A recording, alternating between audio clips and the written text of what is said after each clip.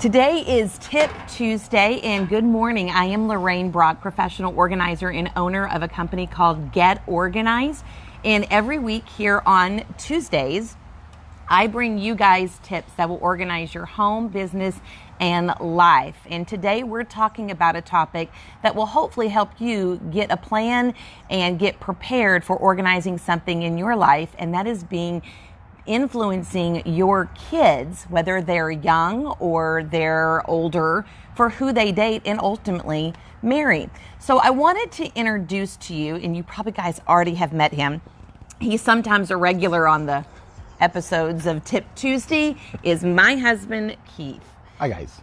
So today we're celebrating something. We are celebrating something. We are. So Tip Tuesday just happened to fall on our 31st wedding anniversary. That is 3-1.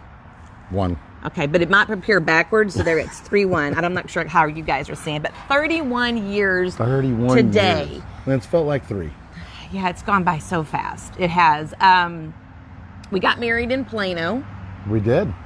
We were engaged we dated 6 months. We're engaged for 6 months and got married a few days after I turned 18. So yeah, it puts me, do the math, 49. Whoa, are you sure you wanted to reveal that? Yeah, it's not. I'm just making sure. And you're 50. Wow. One. Just jump. No. Let's just keep lower. Just I don't keep think going. You don't. I don't care. Whatever. Okay. So we got married right out of high school. It waited about 4 years, had our first son, and 3 sons later, we now have 3 grandchildren. And what a blessing. Totally in love. And today we're going to have a fun day. This is the only work we're doing, if you want to call it work. If you want to call it work. You call Tip Tuesday work? I don't call Tip Tuesday work. I was like, you want to be on Tip Tuesday? He goes, yeah, everyone loves me. I was like, whatever. The numbers spike when I'm on. So, you just got to follow the clues, right? So, follow the clues. I want to say that that's my story, and I'm sticking to it. One of the things I think that was, I remember we were dating, and you were working at a company in Plano, and we were going to close on our house. So yes, we were in high school. We were closing on our house, and you had stopped to help a lady. That was a company in Richardson, Electrospace. Yes, I remember that. And one of the things that I looked for in a husband was someone that treated others well. I mean, that was one of the many things that I looked for. And I like that you stopped and helped people in their car. It was almost like people, moving into a neighborhood and showing up with bread. It's not the norm all the time. People just drive by and eat. So even back then, you were just real kind to others, and you just made me laugh. And I just think 31 years with you has been awesome. What a blessing. So, okay, so I want to share some pictures with you guys. This is our... Wow. Oh my gosh. This is our wedding day. And today I'm still feeding him. As you can tell, right? Well, no, I'm eating what I'm cooking. So this is our wedding. We had our reception at the church, and that was our wedding cake. I actually got my wedding cake at Albertsons. We were in high school, so we had a budget. So, and I don't remember it tasting bad. This is us at the altar, and we did have quite a bit about 150 at our wedding. Yeah. And 3 bridesmaids type people and groomsmen, 3 of those. And then here is a fast forward. This is actually, I think, this is us like a year later. Our Christmas picture, even though we're not in Christmas. So this is in 1989. I didn't know you knew that. We're gonna wax nostalgic today. Yeah. So okay, so to the topic. We got lots to share today. Okay. Hello, Lauren. Good morning. All right. So today's topic is influencing your kids for who they date. So I want to say before we even get started, there's a couple things I want to cover. Number one, you got to have an organized plan for anything in your life, whether it's relationships, raising kids, strategy to lose weight. You've got to have a plan, and you got to have a system. So especially if you want to influence others, and particularly your kids, for who they date and ultimately who they marry. We've always said, don't date people that you would not consider marrying, Amen. because you're just going to waste your time there. Don't be in it for the fun. Be in it that ultimately you know that that's a person. Because once your heart gets attached, it's hard to pull away, even when you see bad habits or bad things in people. And we all have them, but there's just some things that are non-negotiables. Amen. Just some things that are non-negotiable. That's So right. warning, disclaimer about what we're going to talk about today. We're not professional experts, but I do believe we're experts for our family and can direct people to where they need to be headed, especially if there's a lot of chaos. So you have to be purposeful in what we're going to talk about today. This is not something you can just casually do every once in a while. It's got to be very purposeful, and you have to seize every opportunity that comes your way to be an influencer, particularly with your kids and even grandkids. Absolutely, because we're... Well, if you're dismissive or cavalier, I mean, that's probably how the results are going to play out for you. Yeah, Be it will. engaged. Be engaged. The tips that we're going to share and give you guys are from our experience as Amen. 31 years of marriage, 3 sons, 3 grandkids. And we often do a lot of lay counseling at our church and helping couples, whether it's with child rearing or marriage issues or other relationship issues. And this is our experience, and it has been our heart Amen. for many, many years. And so I just want to let you know this is our experience, and this is what we view and tell people and how to help them. So I want to talk first about what our parents, if anything, talk to us about influencing and having an organized plan, you know, whether they verbally mentioned it as a strategy inside of their mind to help you. And obviously I'll speak to mine. Did your parents have a strategy that you were aware of or anything they did to help you look for someone like me? Right. Yeah, and unfortunately, no, not really. Yeah, I think the most important thing my mom and dad ultimately passed on, was a legacy of a life lived. So what do I mean by that? So to Lorraine's point, did they ever really sit down and communicate or articulate a methodical approach to finding that young lady and finding certain aspects or facets or qualities or something like that, and especially according to the biblical narrative, in those days, my parents you're talking about the Bible. Yeah, the Bible. And so in those days, my mom and dad weren't Christians, and they are now. And unfortunately, I lost my mom 4 years ago. But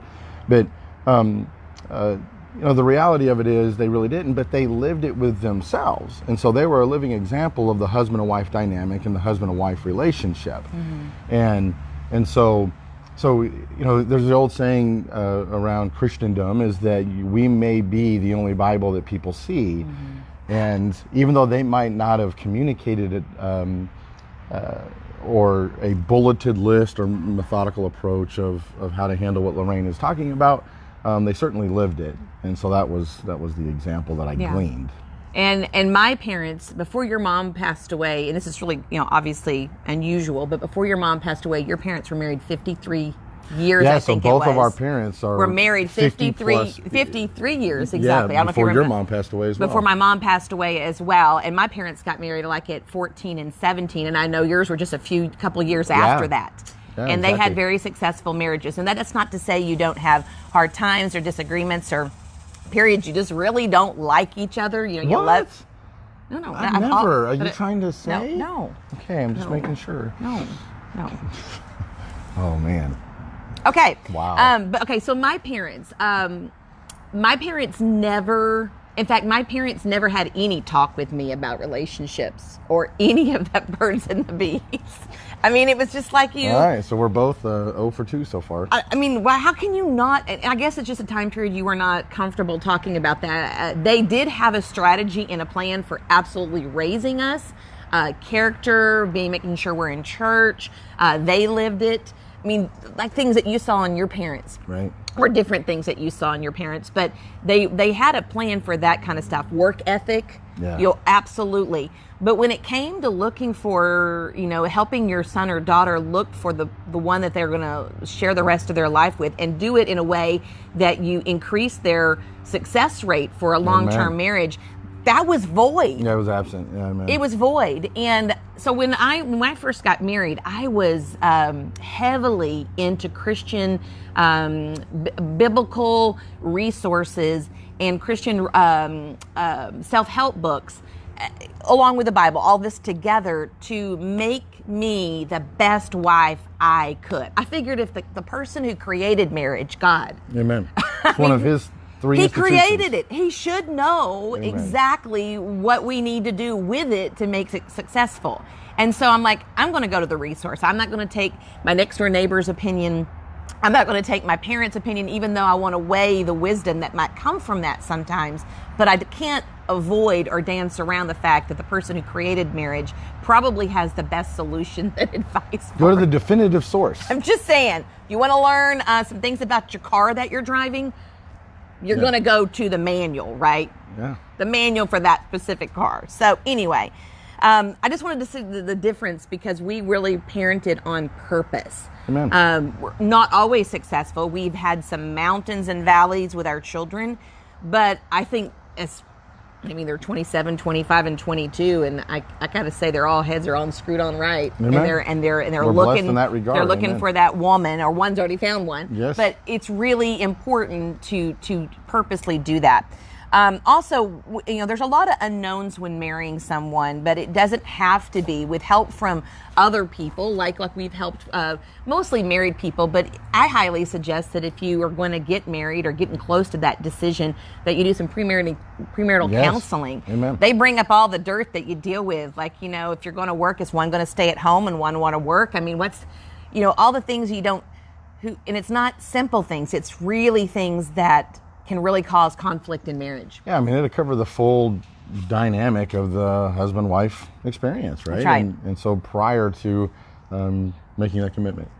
So, okay, before we get into our tips, we have 4 tips today on this. Like I said earlier when I first came on to Tip Tuesday this morning, I said that organization goes with anything in your life, including relationships. And this is a saying that I often say a lot to our clients, is the best defense against chaos is preparation. And that means being prepared to be the influencer Amen. in your kids' lives and your grandkids' lives. So you got to have a plan. You got to do some things, change some things on purpose. Even if it's not working out now, change some things. And they're going to look at you like, what? But after a while, it becomes the norm, and your new action doesn't stand out. So let me start with tip number 1. So have your kids write down what they are looking for in a boyfriend or girlfriend.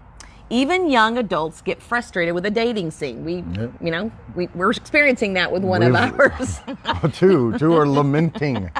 Their qualities are high. The initiative and undertaking of Yes. finding that significant other. So it's great for them to make a list to stay focused, because sometimes when they get really desperate, they'll start making exceptions. And I granted, you can make exceptions in some things, and we're going to talk about that. So then use what they have put down or shared with you. Use it to be an encourager to go over the list with them and talk about each quality of what they're looking for. And I'm going to give you an example. This is not our boys' list. It's just an example I did. So I listed 6 things here. Number 1, fictitiously, if I was looking for someone to date now, I would look for someone, for example, let's say that loves sports. Maybe B would be that is a Christian. I want our faith to be In alignment. That's the big conflict. Number C, plays a musical instrument. Just saying. Now, these are not real for me because I really don't care. I was getting ready to say, I'm pretty bad at a piano. I'm a little better than chopsticks, but this is, I don't know. It's like, this is over. This is not real. This is fictitious. I used that word already. So if I'm looking for a guy and I'm a young girl dating, hypothetically, I'm going to look for someone that loves sports, that is a Christian, plays an instrument, enjoys the outdoors, great with kids, and lastly, has a good relationship with his parents. Now, let's talk about this for a second. What are some non-negotiables of those 6 things? Like, you can, maybe you don't play an instrument, and you don't. And I don't. The keyboard, does it count? It counts, but not the electronic noise. Keyboard, the computer keyboard. That's not an instrument. I don't know. Okay. That's a stretch. So, out of those 6 things, and you're looking at them right here, what would you say, and I've highlighted what I think, But, what do you think is a non-negotiable? If that's my list of what I'm looking for. B's got to be, number 2 has got to be non-negotiable as a Christian. Look for a Christian. That's counsel from Scripture, and it's just, oh my gosh, the odds of defying the odds, right? Yeah. Because, just where you are with your position on, did I come from primordial goo and apes, or was I purposely created? And what you end up teaching your kids, and if you're attending church, or you value something as a Christian more than someone that's not a Christian, so that's going to have a lot of conflict in there. Now, if you're a Christian that we use it, there's Christians that are on meat, like they're really strong, they study, they learn, and there's Christians that are on milk, like infants. They're just baby Christians, and they never grow. Well, if you get a Christian that's on milk, sometimes it's not a priority to find another believer because their spiritual life is so weak.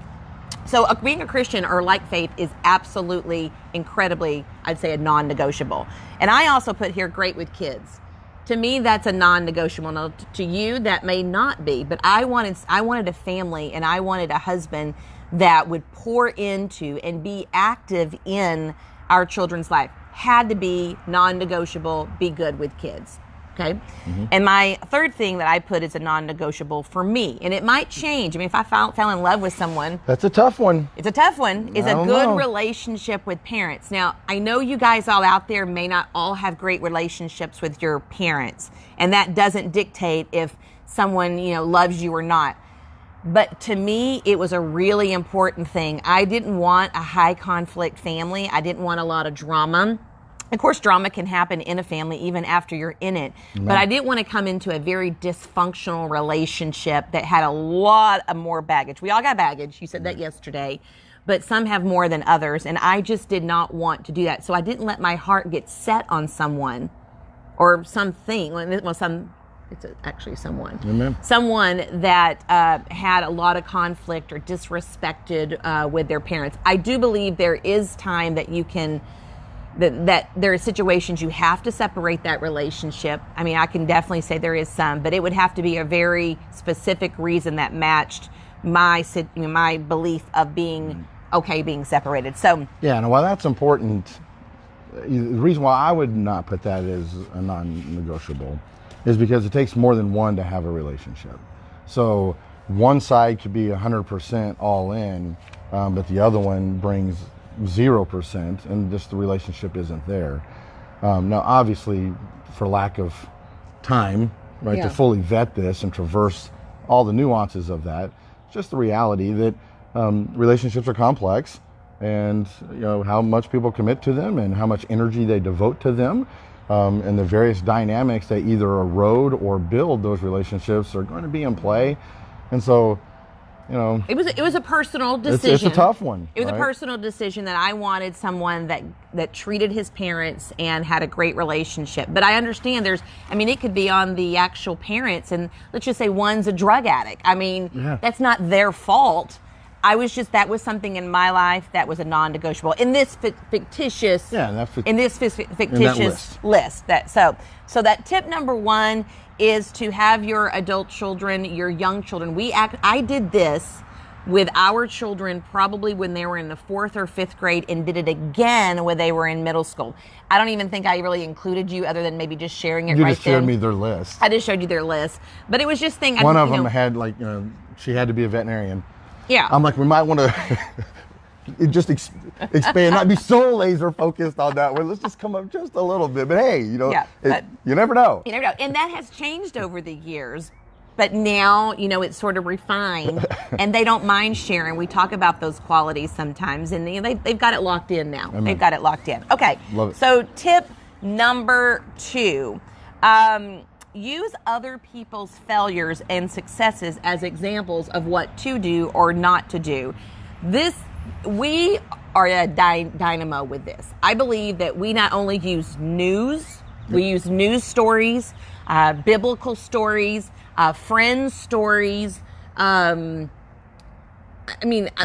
miss the teachable moment. Anytime that there is something going on in someone's life, we use it as a teachable moment, either to show that the consequence of bad behavior and where that leads you, or it could be a good consequence of look at that choice that person made and ultimately they avoided XYZ.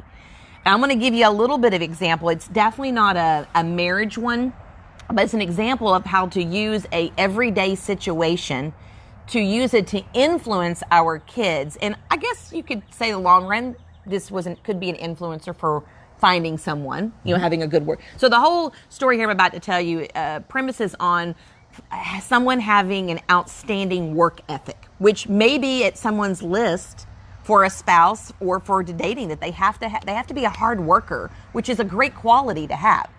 So a few years ago, I would say probably 8 years ago, we have a large backyard. I'm going to show you guys. If we didn't clean it up for you guys, we have a very large backyard. And see all that wooden fence? I mean, it goes around this side and in front of me. So about 8 years ago, we had decided to give one of our boys some money if him and his friend would stain our fence. And we said, we'll give, our son XYZ and we'll give their friend XYZ. Well, the friend that was with him did not show up on time, didn't even call sometimes, made excuses. Sometimes he would show up and he would do late. And our son was out there working because he knew mom and dad would be on his back if not. So there's a little motivation for that. It ended up being that we had to fire the friend, which is absolutely a best friend to our son today. They love him. We love his family. We love him his family, adore him. He's basically a son by proxy. Yes. And we had to fire him, and we had to be very direct, and he basically fell on a sword. He fell on a sword. He fell on a sword. But that behavior was still, he really still had that behavior. He was sorry for it, but that behavior was still who he was at that point. Yeah. We ended up asking our son to get another friend, and he goes, I have another friend that will do it. I said, okay, here, I'm tired of managing both you and your friend and making sure you get the job done. I don't want to be the manager. So here's what I'm going to do. I'm going to pay you, our son, we're going to pay you, our son, XYZ, let's just say $300 to stain the fence. And if you want to hire another one of your friends, then you can take it out of that and hire him. So that put him in control. Well, the friend that he hired came over early, stayed late, showed up every single day. Worked harder than he did. Harder than he did, our son. They got it done and knocked it out. And at the end of this, we made a lesson out of it. We said, look at the difference in work ethic from your two best friends. And it really came down to the first friend was given a lot. He was provided 100% of college, a car, didn't have to work. The expectation of what he was to contribute as a young teenager, his parents took care of everything, which I do love his parents. The teen that came over, his parents did not make him. He had to work with his dad during the summer. He had to watch his sister babysit. He had a part-time job. He was required to clean house and wash dishes. Yeah. Did not get his car paid for. He had to do everything himself. And our son's sort of right in the middle. He has to work and he has to do house responsibilities, but he was definitely not just handed everything. The two work ethics between those two kids were so drastically different because how they were raised. Yeah.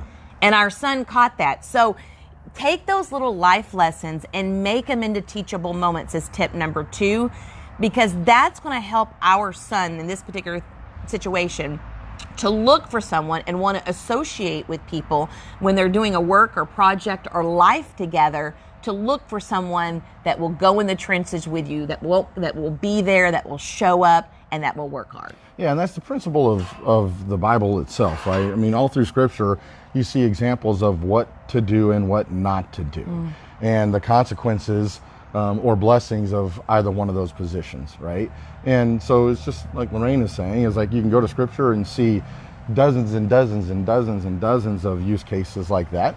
And you can study those and review those with your children, or you can take what's dynamically happening around you and turn those into the same thing and have the same impact. Yeah, and I think we're blessed and we give our kids a lot, but we also require them to do a lot. Like they had to pay for half their car, and they have to they had to learn to do those things. And I really believe that character has really paid off, that they've benefited from. And hopefully we'll look for that inequality in a spouse. Yep. Okay, so tip number 3, date your kids. And I think we've been awesome at this, particularly you. Have been really good with it. Whether you're a father going with the son, or the mother going with your son, or vice versa if you have a daughter in that. Girls need to see how a young man is supposed to treat a lady. Amen. Our oldest son, not too long ago, but a month or two ago, before school was out, took his daughter to a school dance. Yep. And gave her the beautiful dress and the hair and the makeup, and pulled out the chair and opened the door. And she needs to be shown by example what to look for in a young man. And she's in kindergarten, so daddies need to take their daughters out on dates where doors can be open and chairs can be pulled out, to be shown as the protector and the provider, and that she can be seen as the precious jewel that she is. Yeah, amen. That is really... Treat her like the jewel she is. That is really important for them to look at. There's a great movie. It's a Christian movie. It's by the Sherwood guys that... is it Courageous? Is it Courageous? Probably. I think it's Courageous. If you are really looking for a good family, Christian, clean movie about relationships, I think it's Courageous. Check it out. And it does talk about dating your kids in there. It gives an example. And then sons also need to spend some time with their mom so they can learn qualities to look for in a woman. Hardworking, attentive to the family, carer, nurturer, encourager, wise shopper. And I'm using that as an example to me. We have a couple got kids that are extremely savvy shoppers, because I'm sure they got it from me being mirrored. I mean, those questions like, Mama, I had a coupon. Someone who has a servant's heart. I mean, if mom displays a servant heart to the family, they're probably going to look for someone with that quality, but it's got to be mirrored consistently. And I want to give a couple statistics here. 40% of children growing up in America today are being raised without their fathers. And that's a statistic from 2019, this year, from verywellfamily.com. Yeah, and the reality of that is that's a general number. Certain ethnic groups and stuff, the number is almost double that. So it's a horribly sad statistic. And you can't be an influencer if you're not there. If you're not present. And you're and one of our pastors one time told us this: orphans beget orphans, or beget, I'm using the word correctly. In other words, kids that have problems and feel neglected or rejected, they often team up with other kids that feel that way. And then you have this blend together of, drama and wounds and things that they've received from their, childhood or young adulthood. And then you have this one, and it just causes calamity because nothing's really been healed. Yeah, and it's not to belittle orphans. We're not beating. And I'm not talking about orphans I'm not talking like orphans like being sent to an orphanage home.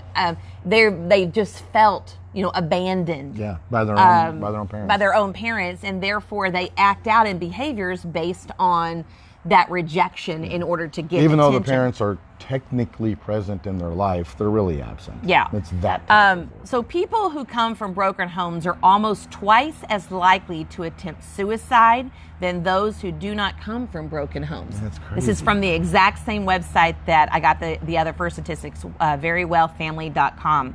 Adult children of divorce tend to have lower paying jobs. They have less college education than their parents. Unstable father-child relationships, that is such a huge factor, even over and above the mother. It is, if the father, going to church, anything in your life, if the father is absent versus the mother, it always increases the risk for anything else. The father is such that primary pillar.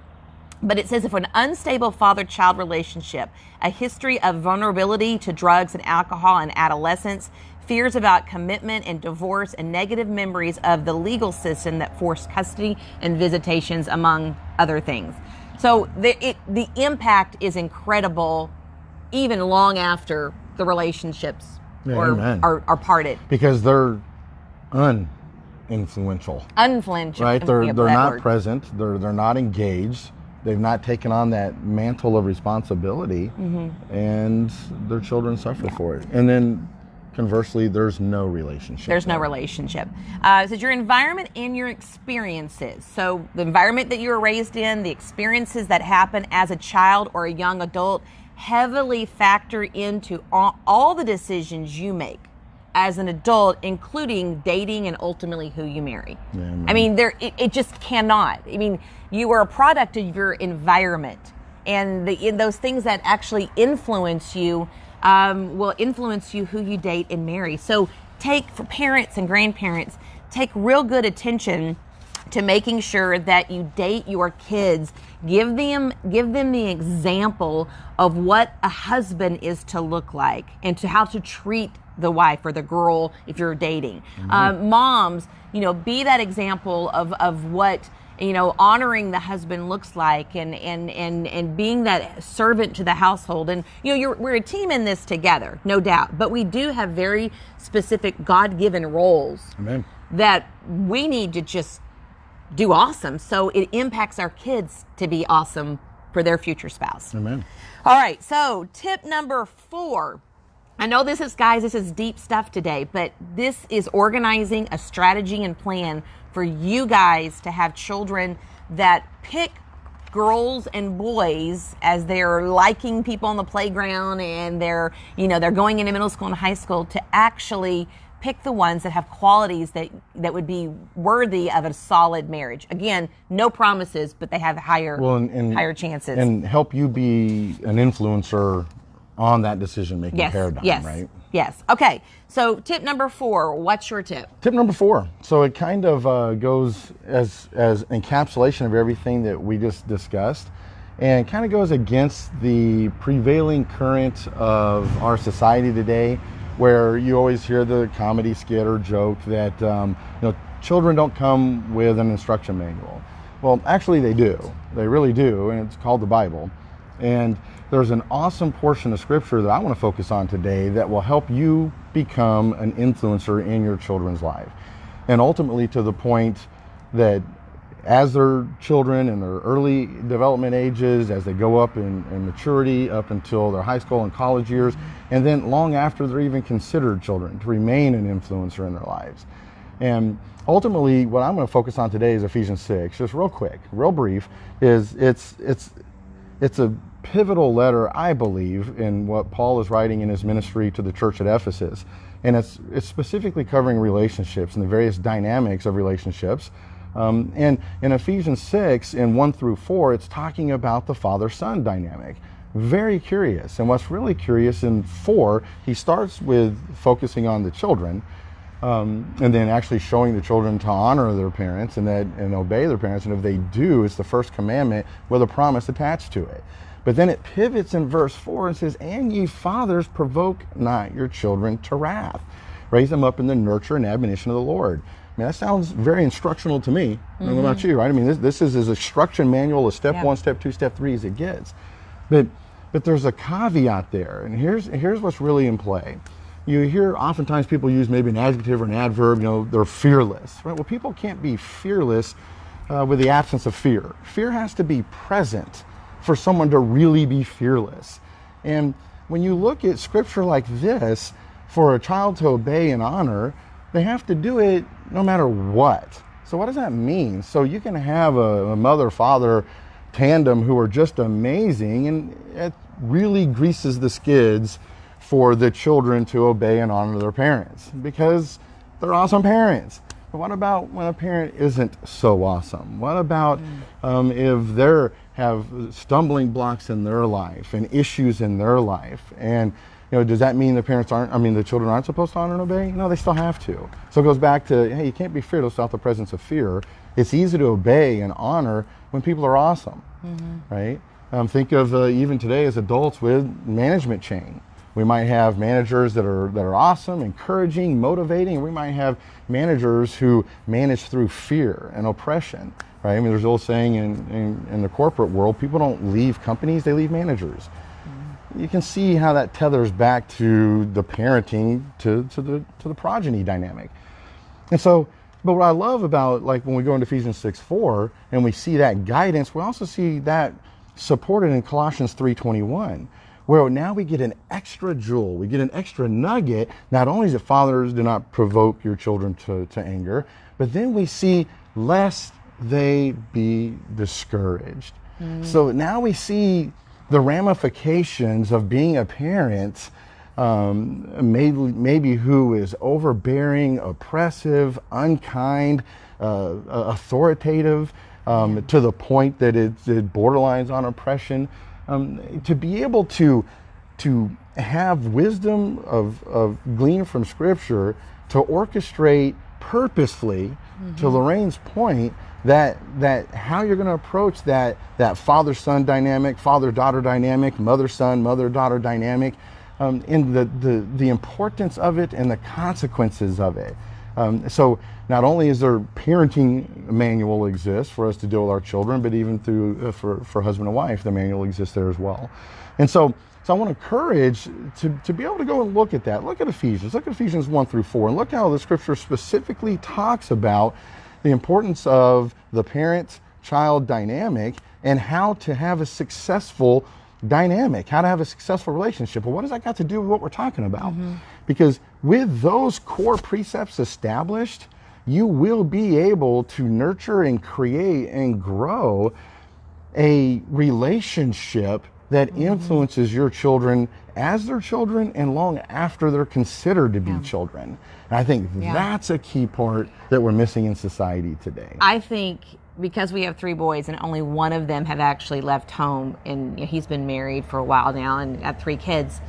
But I really believe, and his wife tends to watch Tip Tuesday, but I really believe you're a major influencer in his life. You see something out of sorts. You see something he's really doing good. You're there to offer advice and wisdom, whether it's asked for or not. You deliver that message in a way that he can reject it and still feel loved. But your example in our relationship and how you handle that, you're just a huge influencer in his life. But he's had to respect you. That had to be built over time. Amen. And then ultimately, we're hoping we become those influencers in our grandkids' lives by not only we're going to do a Tip Tuesday, I think, on grandparenting, because we're really doing some really excited. We're excited grandparents. Yeah, we'll show pictures during Tip Tuesday of our grandkids. We'll make sure we do that when we do that. But a lot of grandparenting, and this has got to be, you've got to have a purpose in mind. You know, when you're working with all the ages, and is it just to have fun, right? Or is it to be an influencer in their life and for them to be able to be successful? So, amen. All right, so I know this was deep, so we're going to come up just a little bit, but I hope you guys will, make some of these changes in your life if you're really struggling with trying to make an impact on your kid's life, and for them to actually listen to you and obey. And sometimes it's not the parents. We've had other people in our kids' lives that were very influential. Amen. So, we made sure they had wisdom good beyond their years. Other adults that were really wise and that influenced them. And even to this day, we can you need to have a talk with them. Yeah. Yeah. Because you have friends that are dominating in this area. You're weak. Why don't you go to dinner with a friend? And you go get some help. Right. Just clean up your act right now. Okay. We're going to talk about what we're giving away today. So today I'm going to do something a little different. I'm going to give a consultation away, which basically, if you are an existing client and you book any services, we'll add 2 hours of no charge as long as it is on the same day. That you can use that. Because obviously, if you don't need a consultation, if you're a current client, we've been to your house in the last year, we'll just pop over on a day that you can schedule. Maybe we have a 5-hour minimum, you get a 7-hour day for the price of 5. However, if you're not a new client of ours, whether you're in Tyler, Oklahoma, or the Dallas-Fort Worth, if you haven't tried our services, we're going to give away a 2-hour consultation. It's valued at $150.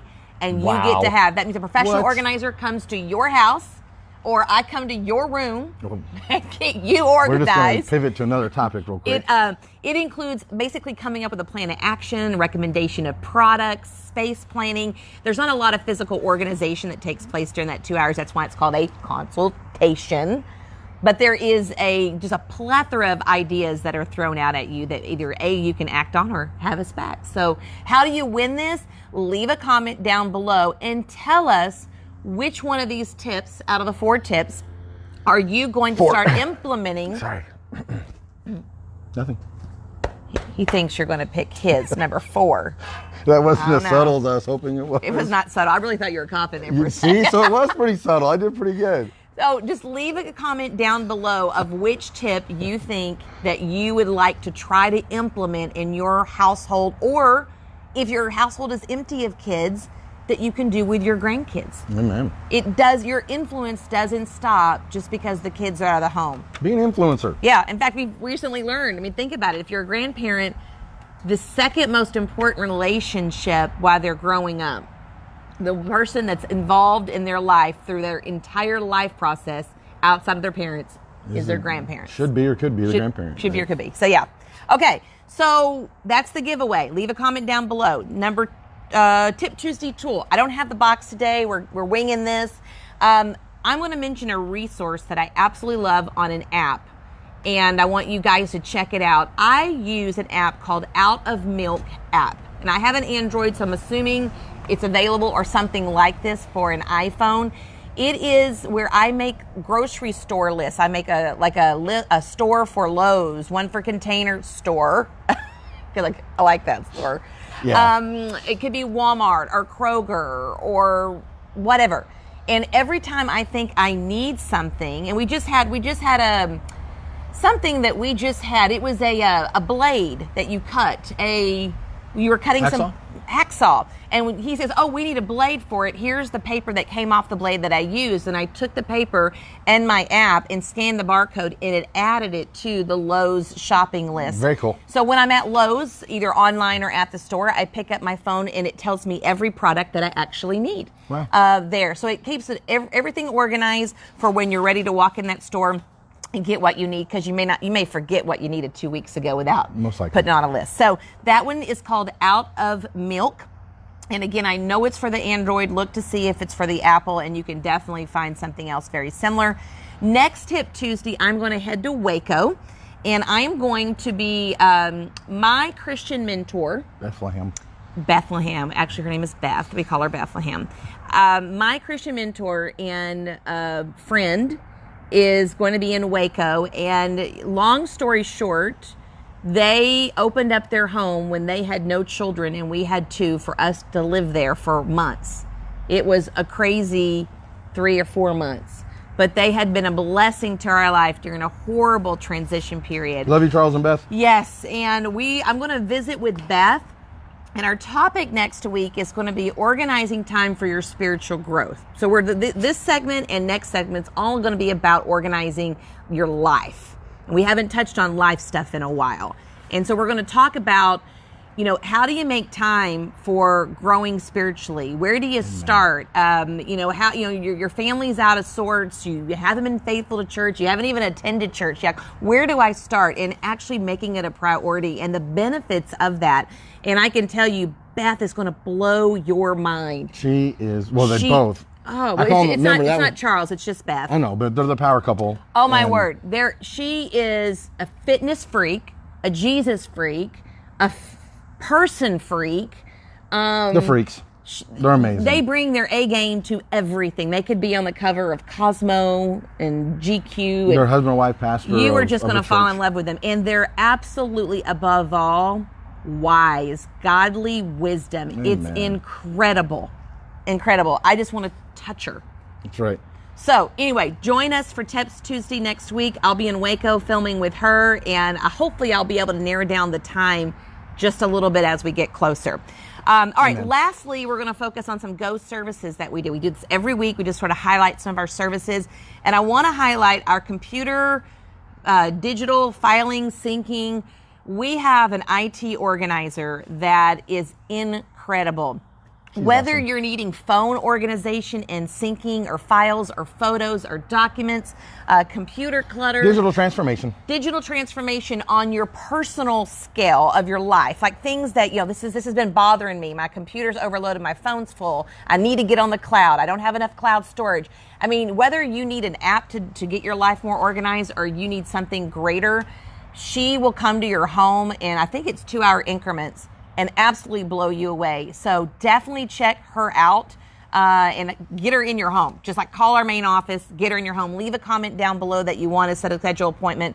Someone will private message you. You can find her on the Go Team page. Oh my word. Her name is Salome, and it's on the Go Team page, and you can read her bio. So there, I've said it. There it is. Okay, guys. So I hope that you guys have a wonderful Tip Tuesday. We're heading off to... Can we say it? Yeah. Oh, yeah, full body massages. Full body massages. It's Yeah, our 31 anniversary. years. 30, 1 years. or it could be 31 years. Yep. Yeah. So we earned a full body massage. Full body massage. And then we're going to Cheesecake Factory. Probably take a nap and go swimming. Keep it on the low down. No one should know what we're doing. But you just told everybody. did. Yes. Okay. I got nothing else. I got nothing else. That's good. Okay. Well, thanks for joining us on Tip Tuesday, and I hope you join me every week here on Tip Tuesday to get organizing practical advice on your home, business, and life. Have a great Tuesday, guys. Goodbye.